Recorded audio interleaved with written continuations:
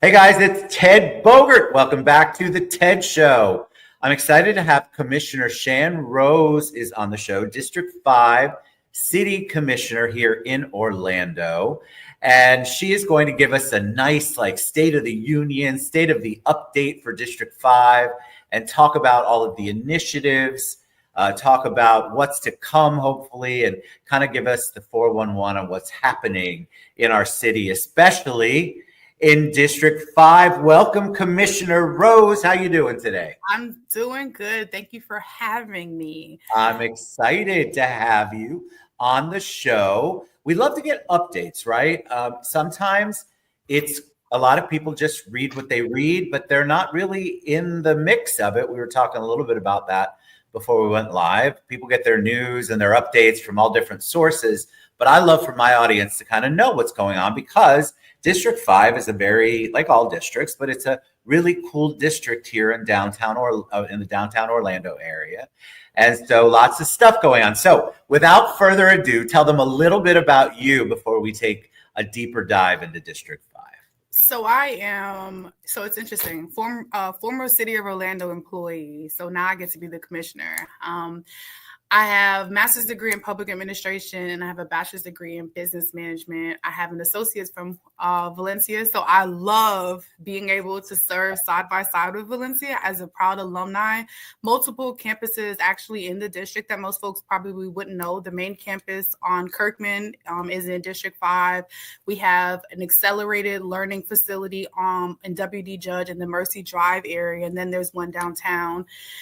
Paramore resident, proud mom, but more than anything else, I'm a public servant and I have been for over a decade. Started the City of Orlando in 2013, right in the Community Redevelopment Agency. So the hub of downtown and the Paramore community, where we're going, ways that we can improve.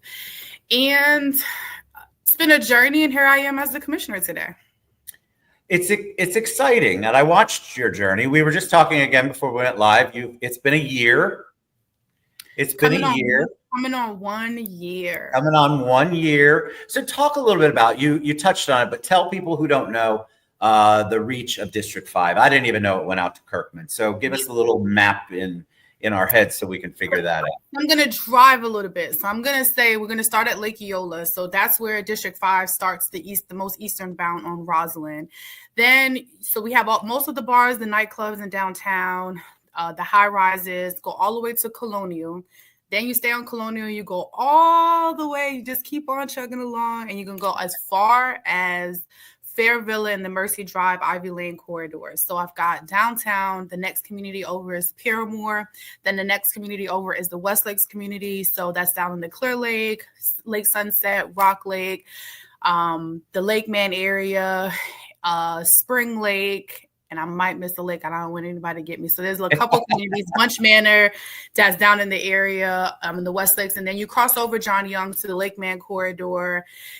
You cross over, and then you get the Ivy Lane corridor and Raleigh. So Riley Street is kind of the southern weird squiggly line. So it's go all the way down from downtown. Then you go to the Raleigh Street. And so I have the northern part of Raleigh Street. So I've got Timberleaf, Timber Sound, Vista Lago. And then I've go a little bit north and so I'm on the opposite side of Packin District on John Young. So I've got the whole Mercy Drive corridor, the Walmart's in District 5. And then most folks don't know, I go a little bit into the Pine Hills corridor, right behind Evans High School. So there's a couple communities back there. Then you go to Old Winter Garden Road. I've got the Ivy Lane corridor. Most of it is in the city. Some of it is in the county. So the Malibu Groves area. And then think the mass part that most folks don't know, I have Metro West, right? So you go to Old Winter Garden Road, and I have the whole area Old Winter Garden Road south on Kirkman. So all the apartment complexes, and then we go over to the Hiawassee, and there are some residential units. I go all the way to Conroy. So I stop at right before you get to the Outback that's right there. So I stop at Conroy. So I've got all the apartment complexes. Oh. So what I tell folks is District 5 is a diamond with a lot of rich culture and history. And it's a very diverse community, right? There's no one size fits all. You know, when we talk about District 5, you've got pockets of poverty, you've got pockets of of wealth, right? But my goal is to serve every single person equally. Doesn't matter how rich you are, doesn't matter if you're unhoused on the streets. My goal is to make sure that everyone feels a part of this community and they feel like their voices are being heard. Voices being heard, that's a big thing for me. I'm working on lots of initiatives for that, and I think people are ready for that. People want more than ever to feel like their voice is heard and to see things going on in their community that they would like to see. So talk about that. First of all, you all probably didn't realize how big and spread out District 5 is. Most people, when I say District 5, they think Paramore, the Paramore area. And so it goes far. So you're really reaching a lot of city and a little bit of county people in your district, which is huge. So yes, the diversity there. Talk about some of the programs that you have been working on, because I see it because I follow your social media. But if you don't even know if you're in District 5, you might not follow you. You might not know. And so talk about some of the wonderful things that you have been up to. So since being elected, one of the big things that has been an initiative of mine is when people ask me what are my priorities, safety is my number one priority. And when people think about safety, all they think about is law enforcement. I want folks to think of safety in a different perspective. Safety means, do you have the proper quality of life? And so that's from our babies who are born to our seniors who are in this community. So that's what safety, that's my top priority, making sure there's affordable housing, making sure that there's no potholes on the streets, making sure we have sidewalks, making sure we have jobs, we have job training, being able to enhance some of the partnerships. Some of the partnerships in the community has been really, what I'd say, fun for me, being able to make sure our youth have access to more than just activities.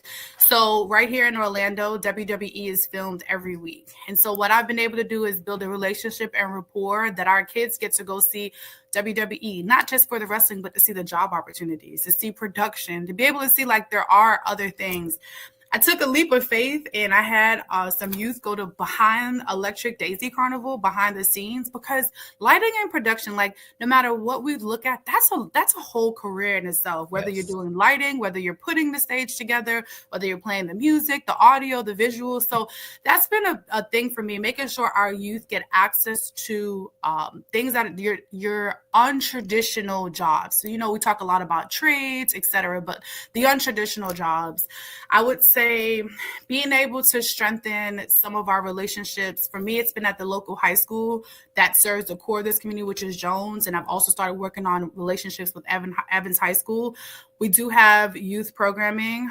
Being able to, I think there's a lot, but being able to strengthen, we have a program at the city called Senior Connection. So being able to make sure our seniors are aware and make sure we have strong programming so our elderly can get out the house and they have activities to do.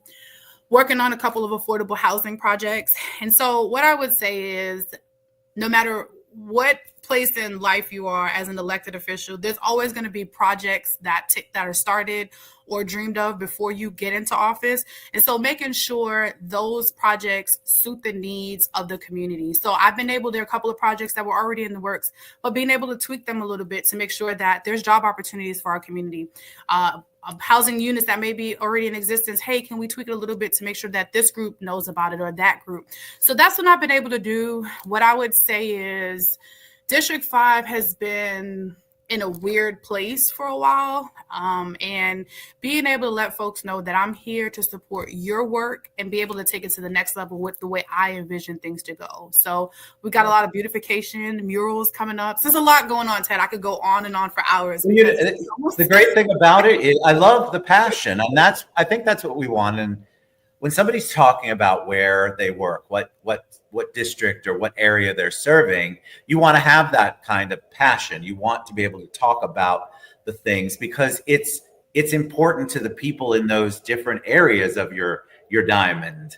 And so each of them has a different unique need. And within each of those little parts of the diamond, there's more little parts. And so a lot of people, the biggest problem they have with Voiced is figuring out how to reach out, where the programs are. I feel like the city does an amazing job of really trying to get that information or make it as easy to access as possible.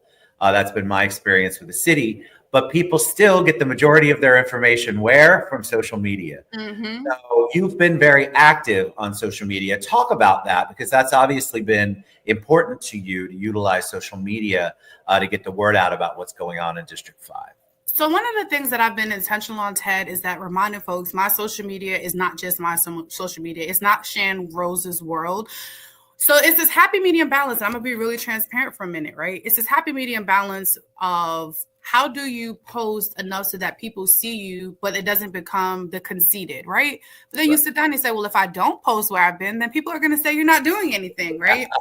So what I try to do is I make sure that, like, I've been to, some of the Divine Nine organizations. I host quarterly meetings with my neighborhood association presidents. I have a weekly newsletter that goes out, and I let folks know, like, point to me where you need help. So if you got a small business, I commit to posting small businesses that serve this community. You don't necessarily even have to be in District 5, but you may be providing a service that our community can benefit from. So recently, and I'm gonna say this, recently I posted, a young lady reached out to me. Her name is Shan. And so she reached out to me. She said, Commissioner, I need your help. Can you post my business? I said, sure. And her business name is Party with Shan. So I get this controversy. Oh, it's yours. And I'm like, no, like, literally I have constituents who I'm serving. So it's been a real joy and pleasure being able to educate individuals in this community about activities, educate about, even the other day I posted something from OUC, the reliable one, on 10 ways to save electricity. As you know, we're in the summer, it's going to get hot,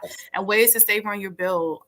Been able to talk about, and one of the things that I've been fortunate along this journey is that I ran a nonprofit before becoming a commissioner. So I would say endless relationships. There's not an area I can't go to. So what has been a joy for me is planning out activities from square one. So I didn't come into City Hall and people were banging on the door saying, hey, I got this project or this program. It's been like, hey, I want to do this initiative. Who do I go to find to get it done? So a couple months ago, I hosted an expungement clinic. I had to call in the resources and say, hey, I need your help, and call in the community partners to say, this is what I would like to do. So I think that that's been the joy for me, is starting from the ground zero and being able to make some of the things that I want a reality. For example, last couple weeks ago, I hosted a veterans health affair. Well, that's the thing. Like, when I ran, I said, I want to make sure I touch on the veterans and make sure that we're providing the resources, because there's a lot of them. I've got a couple of community partners who own units, and they're like, Commissioner, I got units just for veterans. Do you have veterans? Who do you send? Who do I go to? And being able to say, hey, go to this organization and tell them that you're looking for veterans and your housing units are for veterans only.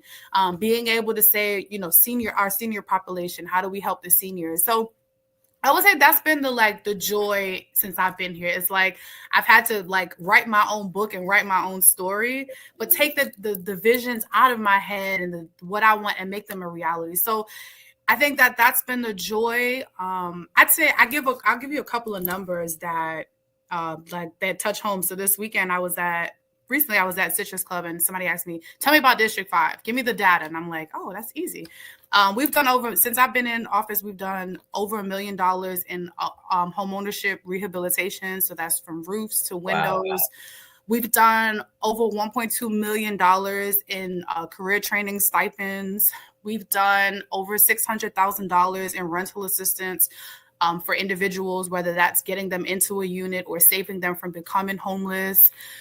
Crime is down 27% since I've been elected. And I could go on and on about data. And I'd say I've gotten staff to say, being really intentional on where we're going as a community and how we move forward and what does moving forward look like, but let's do it together. Right. Unity. I love it.